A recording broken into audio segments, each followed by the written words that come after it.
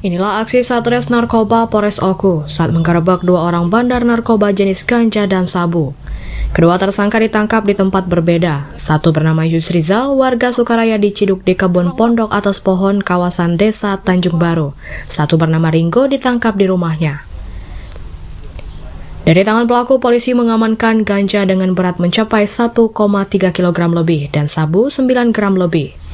Uniknya, untuk mengelabui petugas bandar narkoba ini mengemas ganja pada sebuah plastik bergambar kartun yang nantinya akan dipasarkan di wilayah Batu Raja.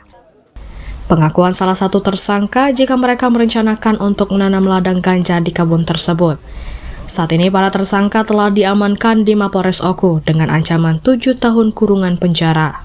Sebelumnya kami sampaikan bahwa kami melakukan penangkapan di sebuah kebun.